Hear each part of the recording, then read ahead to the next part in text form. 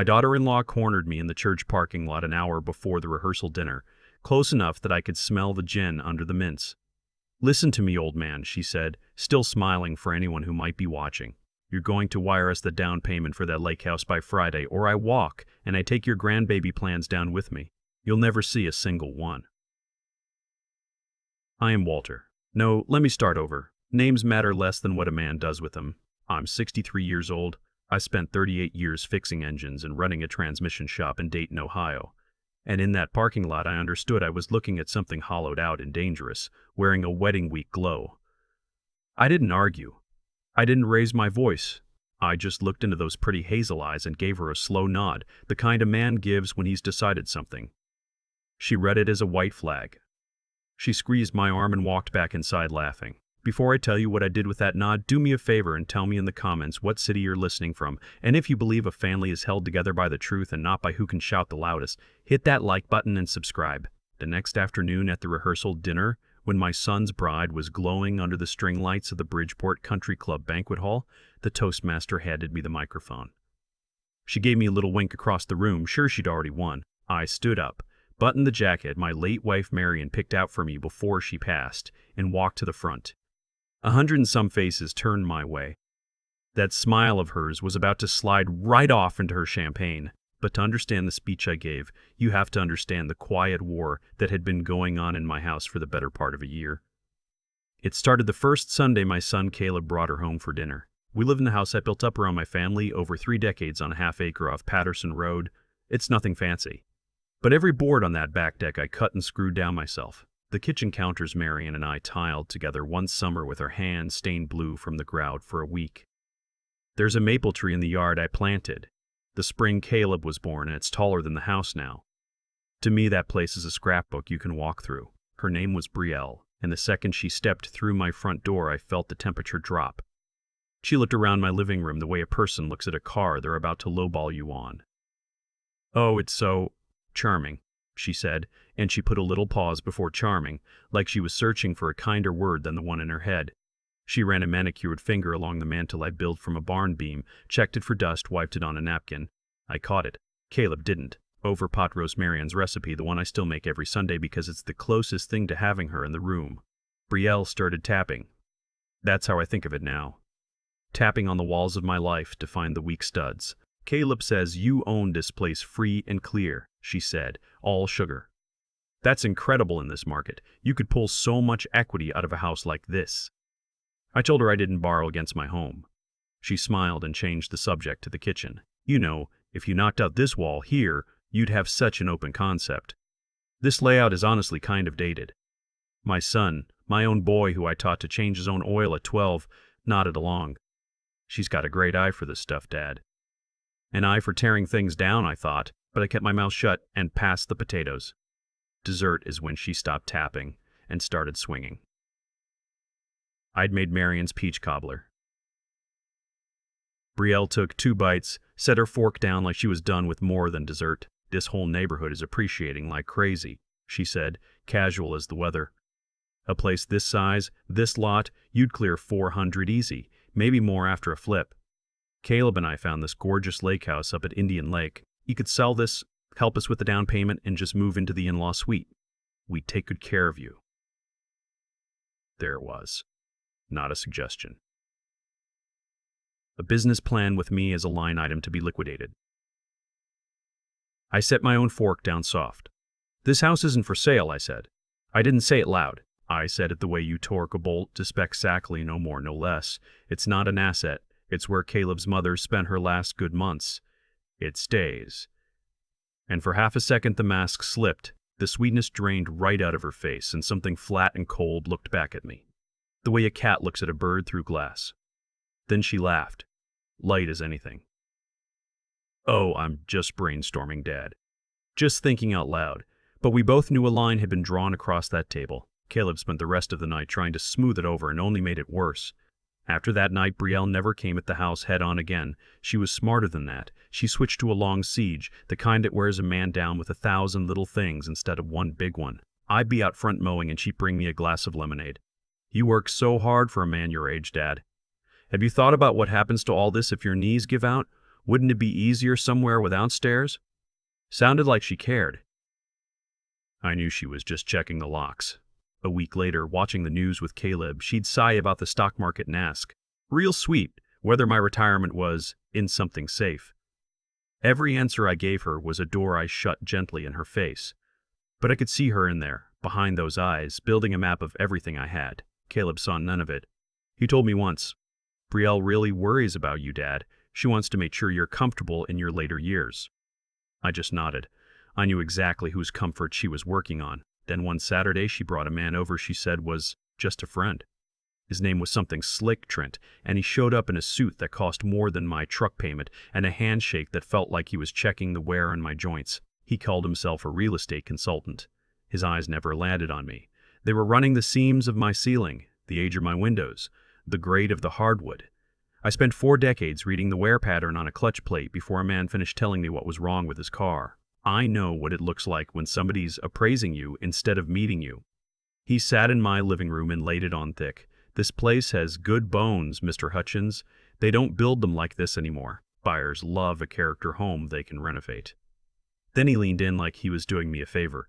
I shouldn't even say this, but a smaller place 2 streets over just went for $380, and it didn't have your lot. List with me, do a little staging, fresh paint we open at $450, maybe push $5. Caleb's eyes went wide as quarters. $500,000 hung in the air over my pot roast smell, and I watched it light Brielle up from the inside.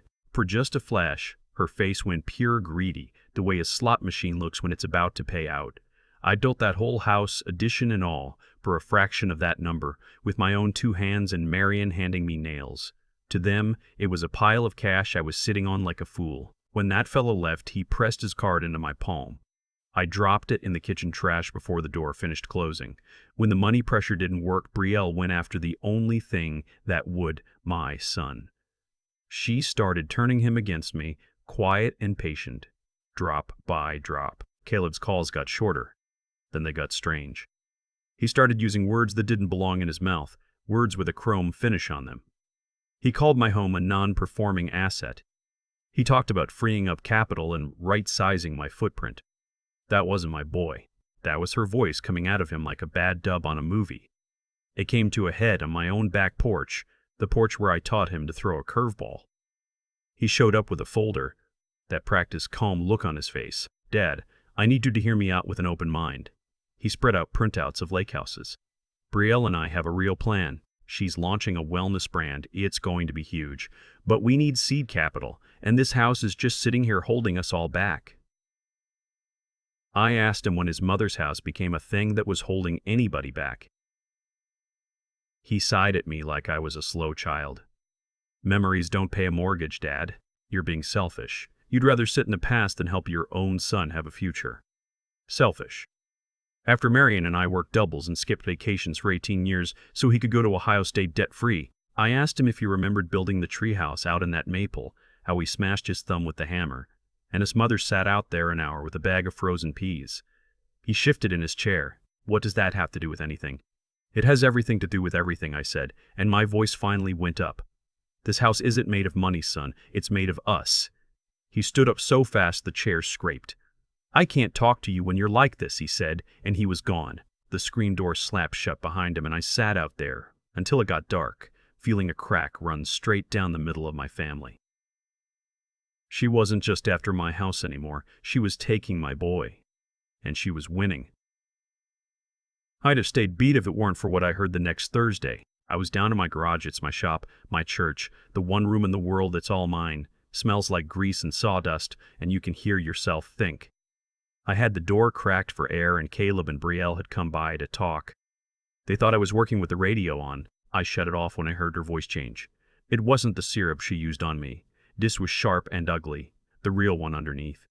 She was on the phone, pacing the driveway right outside my open door, and she didn't think a soul could hear her. No, I don't have it yet. What do you think I'd been doing out here? She snapped at whoever it was. Don't you dare threaten me. I am handling it. The old man's stubborn as a stump. He's sitting on that house like it's gold. Then her voice cracked into something almost scared. I can't drag this out anymore. Daddy's people are not patient. You understand me? If I don't get that down payment by the end of the month, they're going to come find him, and then they're going to come find me. I stood there with a wrench in my hand and didn't move a muscle. Daddy's people. The story she'd fed us for a year was that her father was a sweet retired orthodontist down in Naples, Florida. A man who doted on his only daughter, played golf, didn't have a worry in the world. A man who, she swore, just adored Caleb. And here she was in my driveway talking about him owing money to people who come find you. Every word of it had been a lie, top to bottom, stitched together so neat I'd nearly believed it. And I'll tell you something strange. The minute I heard the truth, all that grief and confusion I'd been carrying for a year just lifted off me. What took its place was cold and clear and steady, the same feeling I'd get standing over an engine that had been mysteriously dying on 3 different mechanics the moment I finally spotted the hairline crack in the block that explained the whole thing. She wasn't just a gold digger. She was running from something, and she was using my son as a getaway car and my home as the gas money. I set the wrench down without a sound and waited until her heels clicked back into the house. Then I walked to the workbench, picked up the phone, and called the one man I'd trust with my life. Ray Okafor and I came up together. We both pumped gas at the same Sunoco at 17 before he went off to law school, and I went into engines. He answered on the second ring. I didn't waste his time. I laid it out flat, the way you read off symptoms to a doctor. The dinner, the consultants, the $450, the way she'd turned Caleb, and then word for word what I'd heard in the driveway. Ray, I said, she told us her daddy's a retired orthodontist in Naples without a care in the world. Ray was quiet a while. He wasn't feeling sorry for me, he was thinking. When he spoke, his voice had dropped into something I hadn't heard from him in years. All right, listen to me good, he said. Do not confront her. You hear me? Not one word. The second you accuse her, you lose. She'll spin it. She'll tell that boy you're getting confused in your old age, that you're jealous, that you're trying to wreck his happiness. She'll use your own love for your son to drive him further off. Right now, her best weapon is making you look like a bitter old man. He was right, and I knew it. So, I do nothing? I asked. You do nothing, he said, and I could hear a tight little smile in it. You let her believe she broke you. You let her get fat and comfortable and arrogant. And while she's planning her victory lap, we dig. We find out who her daddy really is and what kind of trouble he's in. We find every rotten board in that woman's foundation. We don't just expose her, Walt. We take her apart at the seams. He gave me the name of an investigator he trusted, a careful man named Deshawn, and told me again not one word to Caleb or that woman. While I waited on the professional, I did my own poking around. I'm an old man, but I'm not helpless on a computer. Marion always said, a man who can read a wiring diagram can learn to read anything. Brielle Vance, near as the internet showed, was a saint, a glossy little world of curated photos. Brielle at the farmer's market, Brielle giving back at a shelter, a lifestyle blog full of posts about finding joy in simple living and decorating on a budget. It was too clean. No man's life is that tidy, and no woman's either. The seamlessness of it was the tell.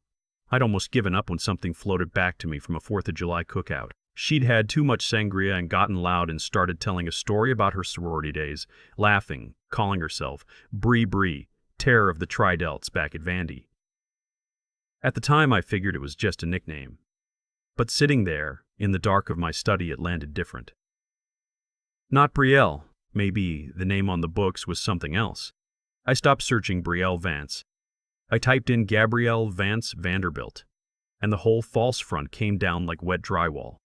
The first hit was an old, half-forgotten social media account, last touched 7 years back. It was her, no question, but the life in those pictures wasn't budget decorating in farmers markets. It was a yacht off the Florida Keys with a magnum of champagne. It was stepping off a private jet in Aspen in a fur she sure didn't buy on a blogger's salary. It was Birkin bags that cost more than my first house, and in picture after picture there was a man. Late 50s, heavy-set, a salesman's grin too wide for his face, always with an arm around her. One caption read, "Thanks, Daddy. Best birthday ever. Haw." Ekat. He didn't look like any orthodontist I ever met. He looked like a man who'd made a great deal of money fast and was scared to death of losing it. I leaned in close. They were standing in front of a sign in one of the shots. Then I saw the logo stitched on his polo, a slanted V over an H, and under it 3 words that stopped my heart cold in my chest. Vanderhall Property Group. 15 years rolled back over me like a flood. Vanderhall. Garrett Vanderhall. I tried to bury that name a long time ago. He blew into Dayton back when Caleb was in middle school, a charming developer with a 1,000-watt smile, talking about revitalizing the old district by the river, talking about partnership and community and building something that lasts. He spoke at our church. He sponsored Caleb's Little League team. He earned us. Marion was wary, but even she came around in the end. Me and a half dozen other working folks, a barber, a pharmacist, 2 restaurant owners, we pooled our savings into his development. Everything we had outside the house.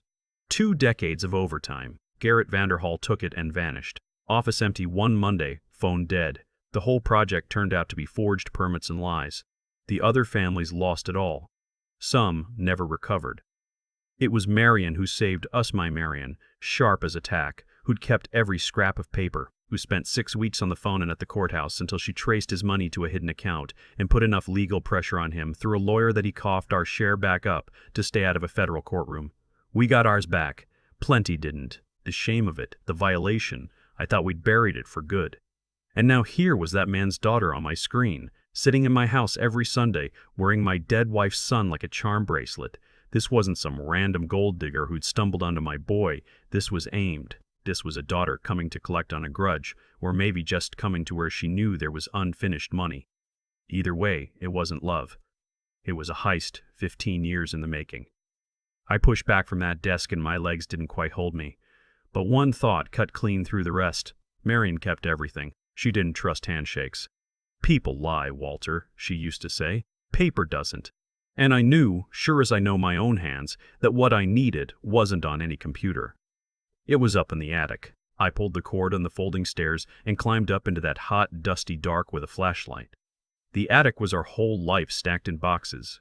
Caleb's crib, his report cards, Marion's cookbooks she could never throw out, all of it labeled in her neat, round handwriting.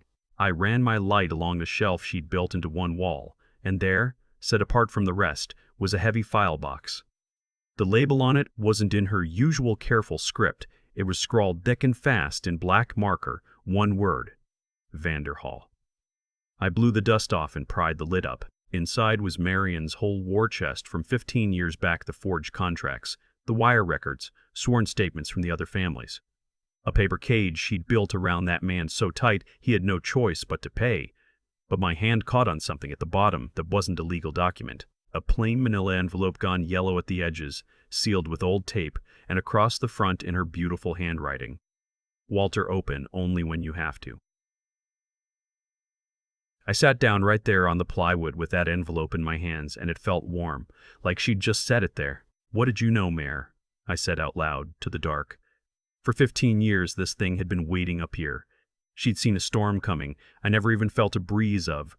My hands, which had rebuilt 1,000 engines without a tremble, were shaking when I broke that seal. It wasn't a letter. It was a clipped stack of legal papers and, on top, a single sheet in her hand. My dearest Walter, it read. After Vanderhall, I learned we cannot ever again trust in a person's goodwill. We must trust in structure. So 11 years ago, I quietly set up the Hutchens Family Trust, irrevocable, and moved the house and everything that matters into it. Caleb is the sole beneficiary. You are the trustee. What that means, my love, is that you do not own this house anymore, and neither do I. You are only its keeper. You cannot sell it. You cannot borrow against it. No creditor, no court, no predator can ever take it from you or from our boy. The terms hold it until Caleb turns 40. Use this to protect him, always. Your Marion. I read it 3 times through tears. I didn't try to stop. Brielle's whole scheme, every honeyed lie, every word she poured in my son's ear, was built on one rotten assumption: that I owned my house. I didn't. Marion, 11 years in the grave, had buried a landmine right in the path of an enemy she'd never even met, and that woman was about to step square on it. After that, I knew exactly what to do, and the first thing was to play dead. I called Caleb the next morning, and I put a tremble in my voice. I had to dig up from somewhere real. I told him I was tired. I told him I'd been thinking about what he said, about being stuck in the past, and that maybe an old man's memories weren't worth more than his son's future. I said maybe a house was just a house after all. I heard the surprise go out of him, heard the old softness come back. Dad, are you okay? And there it was, my boy still under all that lacquer. I just don't want this between us, I told him. After the wedding, Whatever you two decide, I'll support it. It was the hardest lie I ever told, a straight-up betrayal of the promise I made Marion, and it was the only way through. I heard him cover the phone, heard him say, "Here, talk to him," and then her voice came on the line all warm again. "Oh, Dad, I'm so glad you came around. I told Caleb you just needed time to see the sense of it. We're so excited to move forward as a family." I could hear her grinning through the phone. "Yes," I said, quiet, "as a family." For the next few weeks, I played the broke-down old man to the hilt. They'd come over and spread lake house listings across the very table where I told her no. And they'd talk about gutting my kitchen and turning my shop into a home gym, while I sat in my chair nodding along. "Whatever you kids think is best," I'd say. She'd pat my hand. "See, Caleb, he finally gets it." They mistook the quiet for surrender. They had no idea the quiet was a man torquing every bolt down tight before the engine fires. While they picked out granite, I was on the phone late nights with Ray and Deshawn, getting reports on Garrett Vanderhall's debts, on the men he owed, on a daughter who'd burned through her own trust fund and gone hunting for the one family her daddy never managed to clean out all the way. They were planning a wedding. I was planning the only kind of justice that lasts, the legal kind with paper. So when the Toastmaster handed me that microphone at the rehearsal dinner, and the room went quiet, and my son looked up at me with so much love and hope it nearly broke my resolve, I found Marion's face in my mind and I steadied. I started easy. I told him I was the proudest father in that room. I looked right at Caleb and meant every word, told him I'd watched him grow from a little boy scared of the basement into a good man, and that his mother would have been bursting. I let that sit. Then I turned to Brielle and put on the warmest smile I had in me. "And welcome to the family," I said. "You brought a real energy into our lives. A father just hopes his son finds a partner who's honest with him." I raised my glass to new beginnings, and the room clinked and clapped, and she beamed, basking, certain it was nothing but an old man's rambling. I held up a hand for quiet. "If you'll let a retired wrench turner go one more minute," I said, and a few people chuckled. Watching these two, I keep thinking about what it takes to build something that lasts. A marriage is a lot like an engine. You can chrome it up, you can detail the paint, but if there's a crack down in the block, it doesn't matter how it looks. The whole thing seizes up and dies on the side of the road. The room had gone a different kind of quiet now. Curious. Leaning in. "What you need," I said, "is a true bottom end, built on trust, built on respect." I turned my head slow and looked Brielle dead in the eyes for the first time that night, and most of all, built on honesty. I saw the first flicker of fear cross her face. "For instance," I went on, "gentle as you please, my future daughter-in-law has shown such concern for my finances this past year. She's even encouraged me to sell the home where I raised my son and where my wife passed, so the two of them could get a better start. Now some would call that youthful ambition." I let it hang. And I tried to. But it turns out her family's interest in my property isn't exactly new. A nervous murmur went around the tables. Caleb's head swung from me to her and back, lost. Her smile was nailed on, now the eyes above it darting. "In fact," I said, lifting my voice so the back tables caught it, "I'd like to thank an old acquaintance of mine for coming tonight. A man some of you long-time Dayton folks might remember. Stand up, if you would, sir." In the corner, a silver-haired gentleman, Ray's old law partner, rose and gave a single grave nod. Brielle didn't know him, but she knew a threat when she saw one stand up in a room. "This gentleman has a better memory than I do," I said. "For a certain ambitious developer who came through this town about 15 years back. Big smile. Big promises. Very, very interested in the hard-earned money of working families." I let the silence stretch until it hurt. "A man," I said, and I dropped my voice down clear and cold, "named Garrett Vanderhall." I watched the name hit her. The color didn't drain out of her face, it was ripped out. She went the flat gray of cold ash. The mask didn't slip, it shattered, and the cornered, frightened thing underneath stared out at the whole room. Caleb whispered the name, meaning nothing to him. It meant everything to her. "Yes," I said, "Garrett Vanderhall. Mr. Vanderhall and I did business once. He took the life savings of half a dozen families in this very city and disappeared, and he very nearly took everything from me and Caleb's mother. He taught us a hard lesson about who you let in your door." I looked at my son. "Caleb, the reason you grew up in that house, the reason you had a foundation under your feet at all, is because your mother was smarter and tougher than men like that. He nearly destroyed us. And in nearly destroying us, he taught your mother to be ready, to never again trust a smile over a structure. I reached into my jacket. My hand was perfectly steady. The room was holding its breath. And here's the part she'd have loved, I said. 11 years ago, Marion did something quiet and brilliant. She put this house and everything we own into the Hutchens family trust. Irrevocable. I'm only the trustee, the keeper. Caleb is the sole beneficiary. And the terms are iron. None of it can be sold, borrowed against, or touched by anyone until my son turns 40. I unfolded Marion's note and held it up, that yellowed paper crinkling in the dead silent hall. Then I turned my whole self to the gray-faced woman at the head table. So, sweetheart, I said, and there was no warmth left in it, none. Just flat, clean truth. Every bit of your plan, all your lies and your threats and the things you whispered to me in a parking lot. It was all aimed at robbing a bank that's been empty and locked for over a decade. You've been chasing money that hasn't existed since before you finished college. The quiet after that was a physical thing, like the pressure before a storm. Then it broke into 100 whispers at once. But I wasn't listening to the room. I was watching my son. Caleb turned and looked at his bride, and the hurt and confusion on his face curdled into something I'd never once seen him aim at another living soul, pure disgust. He was looking at a stranger. A con. He was seeing her finally, all the way down to the cracked block. Brielle didn't cry. She didn't beg. Her ashen face twisted into something full of hate, and she shoved back from the table so hard her chair toppled and clattered on the floor.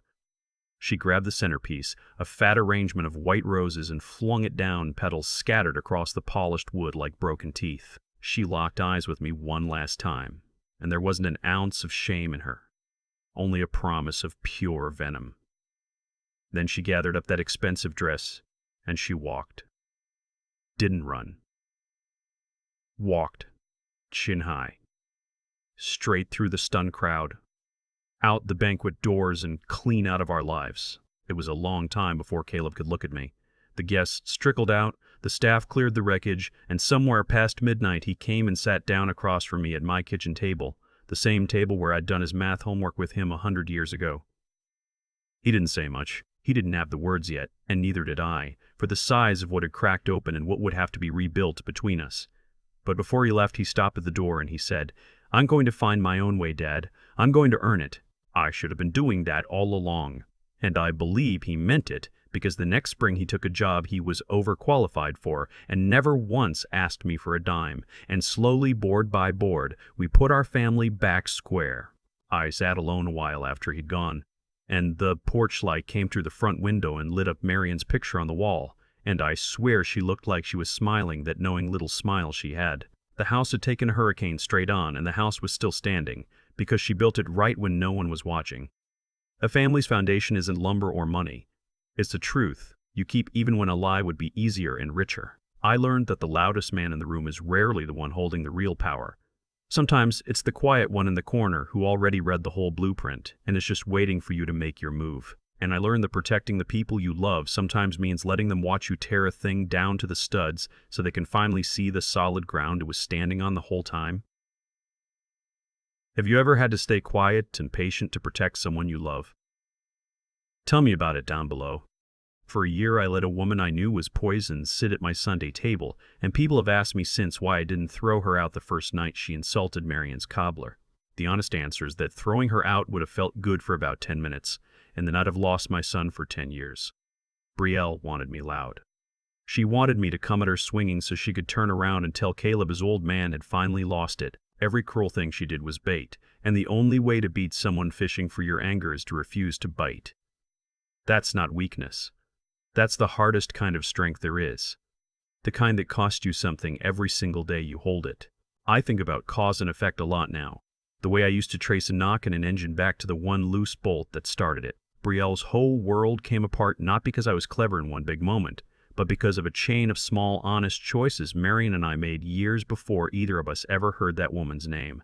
Marion kept every scrap of paper because she'd learned the hard way that a smile can lie and a signature can't. She built that trust 11 years before it mattered, when there was no enemy in sight, just a principle she refused to bend on. That's the thing nobody tells you about doing right. You almost never see the payoff the day you pay the price. You plant the maple, and you don't sit in its shade for 30 years.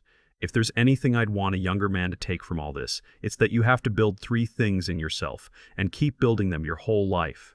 You have to be the kind of person who won't cut a corner even when no one's watching. Because the corner you cut always turns out to be the one holding the roof up. You have to keep your mind sharp and your eyes open because love makes good people blind. And my son is proof that a smart young man can be led around by the nose when nobody taught him to ask the second question. And you have to have the steel to wait, to sit in your own quiet and take the insults and play the fool a while longer, when every nerve you've got is screaming at you to react. Caleb has those 3 things in him now. He earned his own way back, took the harder job, never asked me for $1, and he asks the second question now about everybody who gets close to him. That's the only good Brielle ever did this family. And she sure didn't mean to do it. I keep Marion's picture where the porch light hits it at night. Some evenings I sit out there and tell her how the boy's doing. The house she built right when nobody was watching is still standing, and so are we. Be honest when it costs you. Stay sharp when you want to coast. And learn to be quiet and patient when patience is the only weapon you've got. That's the whole foundation. Everything else is just paint.